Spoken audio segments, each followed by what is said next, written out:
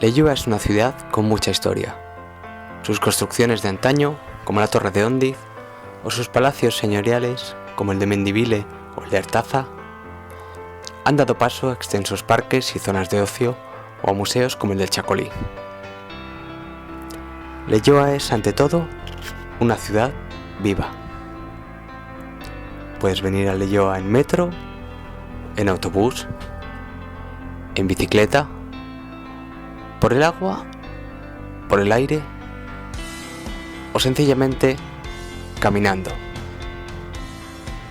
Vengas como vengas, encontrarás una ciudad abierta, dinámica, activa, que ha sabido conservar sus tradiciones, pero adaptándolas a la modernidad. Su comercio es cercano y abre sus puertas para todos. Para los mayores, para los pequeños, para los que han dejado de ser pequeños, para los que se creen que siguen siendo pequeños, para los que comen sano, para los solidarios, para los que miran y no se deciden, y para los que entran decididos, para los que siempre han estado aquí y para los que vinieron a vivir aquí,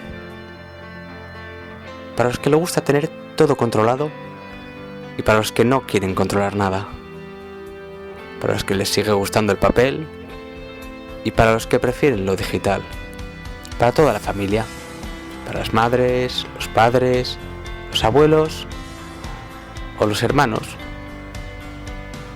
El comercio de Leioa está cerca de tu casa. Allí te atenderán con sinceridad, dedicación, con pulcritud, con generosidad, con arte, con salero, con exactitud, con la mejor sonrisa y siempre con naturalidad y buen humor. El comercio de Leioa siempre se alegra de verte, porque te conoce, porque te ha visto crecer y quiere seguir creciendo contigo.